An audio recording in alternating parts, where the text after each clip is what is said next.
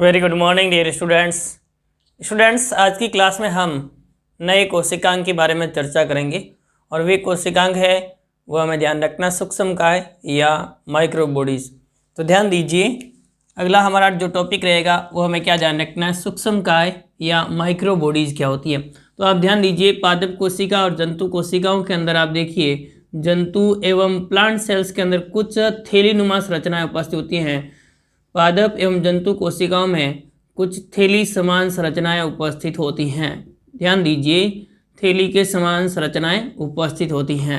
तो इस प्रकार से थैली के समान जो संरचनाएं होती हैं जिसमें विभिन्न प्रकार के एंजाइम भरे हुए रहते हैं। तो आप ध्यान दीजिए, पादप एवं जंतु कोशिकाओं में विभिन्न प्रकार की थैली समान संरचनाएं पाई जाती हैं जिसमें क्या भरे हुए रहते हैं, विभिन्न प्रकार के एंजाइम्स होते हैं, ये भरे हुए रहते हैं। इन थैलियों को हम क्या कहते हैं, माइक्रोबॉडी या सूक्ष्मकाय कहा जाता है। तो आप सबसे पहले ध्यान रखना है सूक्ष्मकाय की परिभाषा क्या होगी। तो आप क्या ध्यान दीजिए, जंतु एवं पादप कोशिकाओं में थैली समान संरचना जिसमें विभिन्न प्रकार के एंजाइम भरे रहते हैं जिन्हें हम किस नाम से जानते हैं, माइक्रोबॉडीज के नाम से जाना जाता है, सूक्ष्मकाय कहा जाता है। सूक्ष्मकाय या माइक्रोबॉडीज होता है, इनका निर्माण मुख्य रूप से किससे होता है, एंडोप्लाज्मिक रेटिकुलम से होता है। तो एंडोप्लाज्मिक रेटिकुलम होगी, इससे इनका मुख्य रूप से निर्माण होता है। तो सूक्ष्मकाय होगा, उनका निर्माण किससे होता है, तो आप ध्यान दीजिए, सूक्ष्मकाय का निर्माण होगा वह वेसिकल्स के रूप में या थैली समान संरचना के रूप में एंडोप्लाज्मिक रेटिकुलम के परिवर्तन के फलस्वरूप होता है। अब ध्यान दीजिए कि जंतु एवं पादप कोशिकाओं में कुल कितने प्रकार के सूक्ष्मकाय पाए जाते हैं। तो तीन मुख्य संरचनाएं हमें ध्यान रखनी है इसमें, स्पिरोसोम्स, परऑक्सीसोम और तीसरा हमें ध्यान रखना है ग्लाइऑक्सीसोम। उसमें से आप ध्यान दीजिए, परऑक्सीसोम होता है जंतु और पादप कोशिका दोनों में उपस्थित होता है, ग्लाइऑक्सीसोम एवं स्पिरोसोम होते हैं ये केवल पादप कोशिकाओं में उपस्थित होते हैं। अब ध्यान दीजिए, सबसे पहले हमें ध्यान रखना है स्पिरोसोम्स के बारे में। स्पिरोसोम की खोज किसने की थी, तो आप दो वैज्ञानिकों का नाम ध्यान रखिए, एक डेंजियर्ड और दूसरा पेर्नर। तो डेंजियर्ड एवं पार्नर ने इसकी खोज की थी, हमें ध्यान रखना है। और इन्होंने पादप कोशिकाओं में इनकी खोज की थी, क्योंकि जंतु कोशिका में उपस्थित ही नहीं होता है, केवल किस में उपस्थित होता है, पादप कोशिकाओं में। तो आप ध्यान दीजिए कि स्पिरोसोम की खोज किसने द्वारा की गई, डेंजियर्ड एवं पेर्नर द्वारा की गई पादप कोशिकाओं में। ये केवल और केवल किस में उपस्थित होते हैं, पादप कोशिकाओं में उपस्थित होते हैं। जंतु कोशिकाओं में इनका क्या होता है, अभाव होता है, अनुपस्थित होते हैं। तो ये जंतु कोशिका में अनुपस्थित होंगे, केवल किस में उपस्थित होते हैं, पादप कोशिकाओं में उपस्थित होते हैं। फिर उसके बाद में निर्माण, मैंने शुरुआत में आपको बताया था, इनका निर्माण होता है वो एंडोप्लाज्मिक रेटिकुलम से होता है, अंतःपद्रवीय जालिका से होता है। तो स्पिरोसोम्स का निर्माण होगा वह अंतःपद्रवीय जालिका के द्वारा होता है।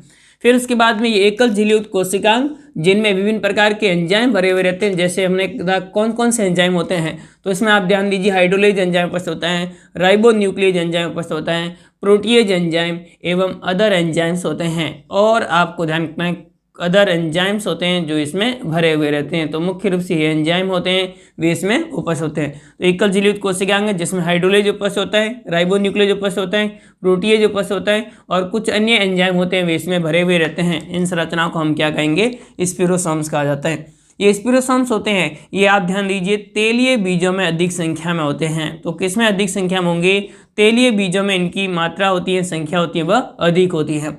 तेलीय बीजों में किन किन का ध्यान रखना आपको, तो आप ध्यान रख सकते हैं मूंगफली में इनकी संख्या होती है वो अधिक होती है। इसके अतिरिक्त आप ध्यान दीजिए सरसों के तेल के बीज होते हैं उनमें अधिक होती हैं। और आप ध्यान दीजिए तिल के तेल के बीज होते हैं उनमें इनकी अधिक संख्या होती है। तो आप ध्यान दीजिए ग्राउंडनट, ब्रेसिका कंपेस्ट्रिस एवं सिस्मम या तिल होते हैं, इनके अंदर इनकी संख्या क्या होगी, अधिक होती है। तो ये आपको स्पिरोसोम्स कहाँ मिलते हैं, तेलीय बीजों में अधिक संख्या में मिलते हैं। तो इसी से संबंधित इनका कार्य है वो हमें ध्यान रखना है। इनका कार्य क्या है, वसीय पदार्थ या तेलीय पदार्थों का संश्लेषण करना, उनका एकत्रीकरण करना और उनका परिवहन करना इनका मुख्य कार्य है। ये पहला कोशिका हमें ध्यान रखना है स्पिरोसोम्स। और स्पिरोसोम्स का मुख्य कार्य क्या ध्यान रखना है, वसीय पदार्थों का संश्लेषण, एकत्रण एवं परिवहन करना इनका कार्य होता है। होते कहाँ पर है, वसीय पदार्थ संबंधित है, जहाँ पर वसा होगी वहाँ होंगे। तो आप क्या ध्यान दीजिए, तेलीय बीजों में इनकी संख्या अधिक होती है। इसमें कौन कौन से एंजाइम होते हैं, हाइड्रोलेज, राइबोन्यूक्लियेज, प्रोटीएज इत्यादि एंजाइम उपस्थित होते हैं। अब उसके बाद में हम अगला कोशिकांग देखते हैं सेकेंड, और सेकेंड कौन सा, परऑक्सीसोम है। परऑक्सीसोम की खोज की थी वो डी ड्यूब ने की थी, हमें ध्यान रखना है। तो परऑक्सीसोम की खोज सबसे पहले किसके द्वारा की गई, डी ड्यूब द्वारा की गई थी।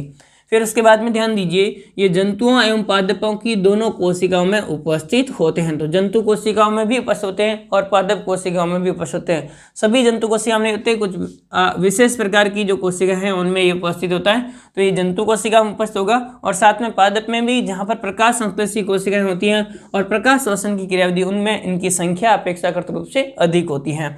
तो प्रकाश संश्लेषण जो होता है उसमें जो प्रकाश श्वसन जो होगा वह C3 पादप में होता है, आपको पता होगा। और C3 पादप होते हैं, उन C3 पादपों के अंदर जो प्रकाश संश्लेषी कोशिकाएं होगी उनमें इनकी संख्या अधिक होती है। तो पेरोक्सिसोम की संख्या होगी वह प्रकाश संश्लेषी कोशिकाओं में अधिक होती है जहां पर प्रकाश श्वसन होता है। तो ये हमें ध्यान रखना है। अब इसमें कौन कौन से एंजाइम भरे हुए रहते हैं, तो इसमें 2 एंजाइम आपको मुख्य रूप से ध्यान रखने हैं। ऑक्सीडेज एवं कैटालेज एंजाइम उपस्थित होते हैं। तो ऑक्सीडेज एवं कैटालेज एंजाइम होते हैं वे इसमें उपस्थित होते हैं, ये हमें ध्यान रखना है। तो इसमें मुख्य रूप से एंजाइमों के बारे में हमें ध्यान रखना है। ऑक्सीडेज एवं कैटालेज एंजाइम भरे हुए रहते हैं। अब इनका कार्य क्या है, तो आप ध्यान दीजिए, प्रकाश श्वसन में ये कार्य करता है। तो ये हमें ध्यान रखना है।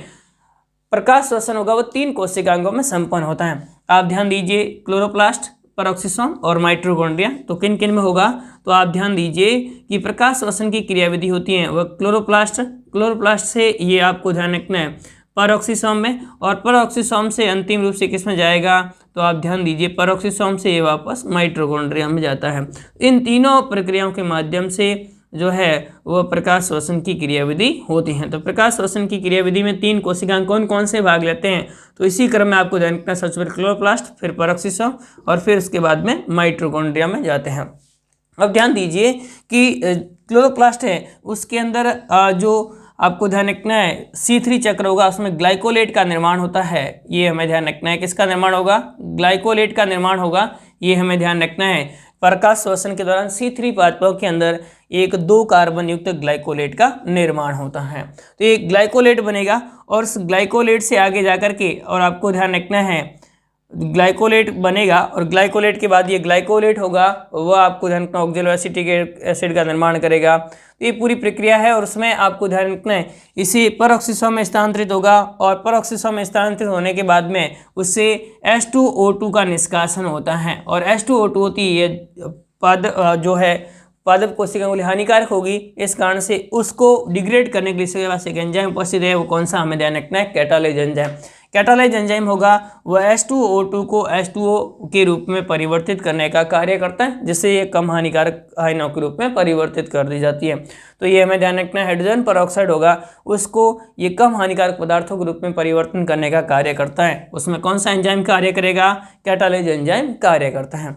इसके अतिरिक्त आपको ध्यान रखना है जंतुओं की कोशिकाओं में ये beta oxidation of fatty acid यानी वसीय अम्लों का बीटा ऑक्सीकरण है वो करने में भी सहायक होता है। तो 3 कार्य हमें ध्यान रखना है। पहला आपको क्या ध्यान रखना है, यह माइटोकॉन्ड्रिया एवं हरित लवक के साथ में प्रकाश श्वसन में सहायक होता है। दूसरा कार्य हमें क्या ध्यान रखना है, ये जंतु कोशिका में वसीय अम्लों के बीटा ऑक्सीकरण में सहायक अंग होता है।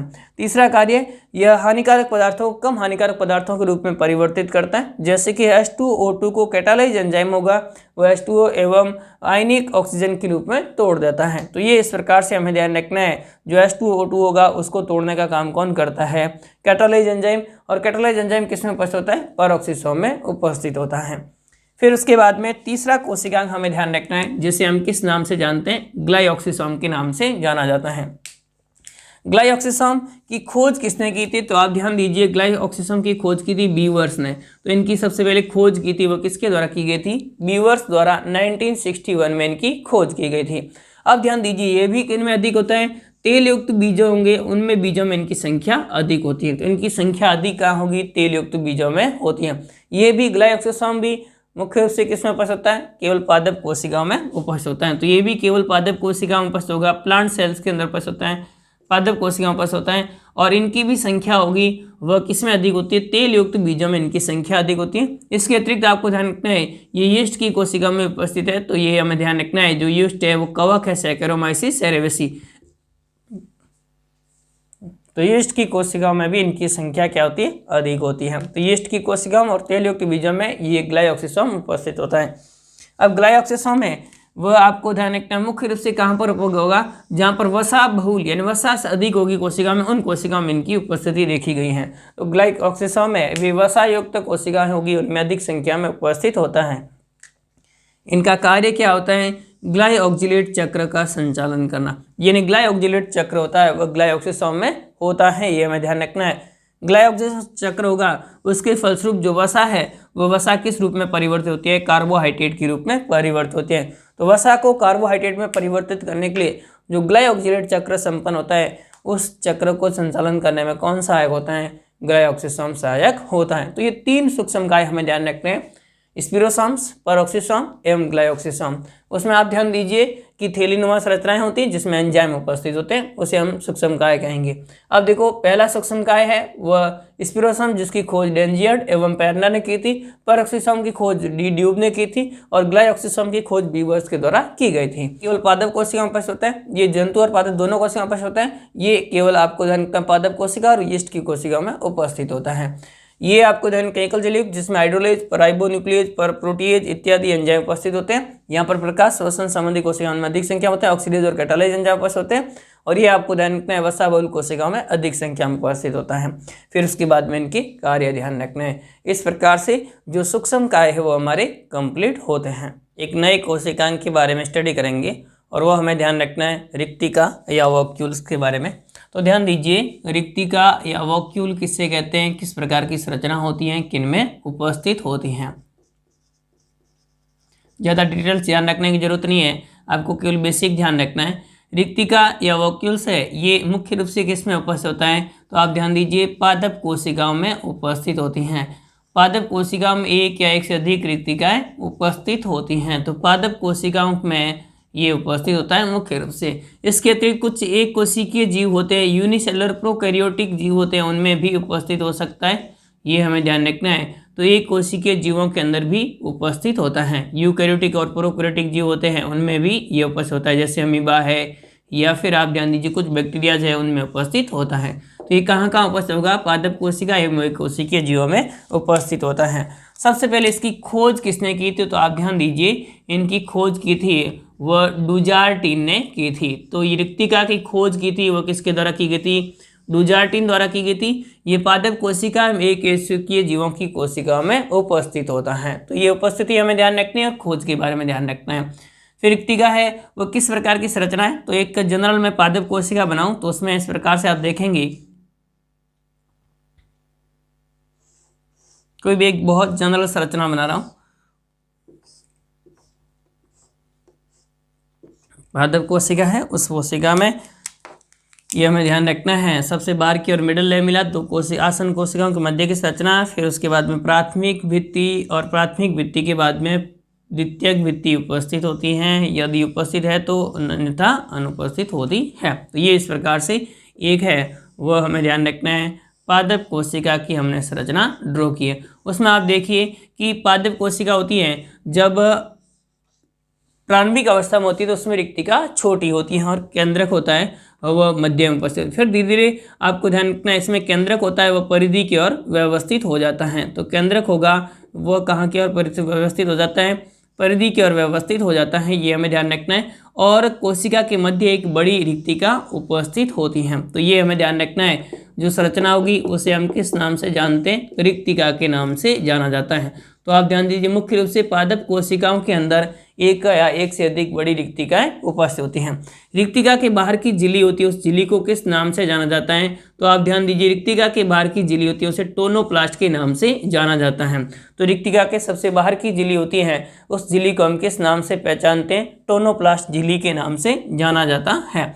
इसके अंदर आप ध्यान दीजिए तो विभिन्न प्रकार के जो है वह पदार्थ उपस्थित होते हैं, विभिन्न प्रकार के पदार्थ भरे हुए रहते हैं। उत्सर्जी पदार्थ उपस्थित हो सकते हैं, यहाँ आपको ध्यान रखना है कुछ खनिज पदार्थ होते हैं वो उपस्थित हो सकते हैं, ये एंजाइम उपस्थित हो सकते हैं। तो इस प्रकार से विभिन्न प्रकार के पदार्थ होते हैं, वे पदार्थ इसमें निष्क्रिय अवस्था के रूप में उपस्थित होते हैं, भरे हुए रहते हैं, ये हमें ध्यान रखना है।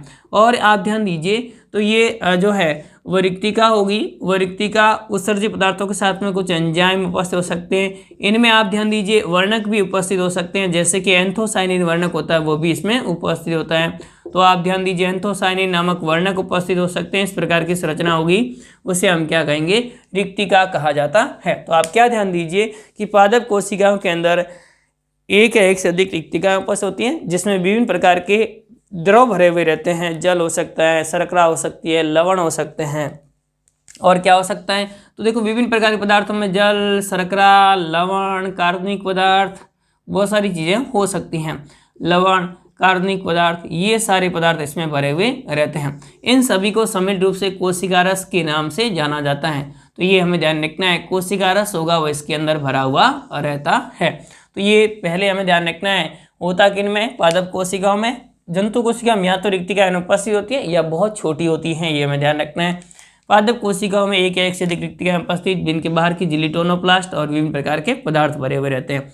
अब ध्यान दीजिए कि ये रिक्तिका है वह कितने प्रकार की होती हैं, तो आप ध्यान दीजिए ये मुख्य रूप से 4 प्रकार की होती है। एक तो हमें ध्यान रखना है जो पादप कोशिकाओं के अंदर रिक्तिका उपस्थित होती हैं, जिन्हें हम सामान्य रिक्तिका या रसधानी के नाम से जानते हैं। तो ये हमें ध्यान रखना है, रसधानी या वोक्यूल, जो कि हमें ये देखा है, हमें ध्यान रखना है। दूसरी आपको ध्यान रखना है जो संकुचनशील रसधानी होती हैं, ये संकुचनशील रसधानी परासरण नियमन का कार्य करती है। और संकुचनशील रसधानी किसमें उपस्थित होती है, बैक्टीरिया के अंदर, अमीबा के अंदर इस प्रकार की उपस्थित होती हैं। तो ये हमें ध्यान रखना है, कुछ बैक्टीरिया, बाकी जो है वो आपको ध्यान एक कोशिकीय यूकेरियोट है, जैसे एक अमीबा है उसके अंदर, या फिर पैरामीशियम है, उसमें जल नियमन का कार्य करती है या परासरण नियमन का कार्य करती है। तो ये परासरण नियमन का कार्य करने से संबंधित संरचना है, उसे हम क्या कहेंगे, रिक्तिका के नाम से जाना जाता है।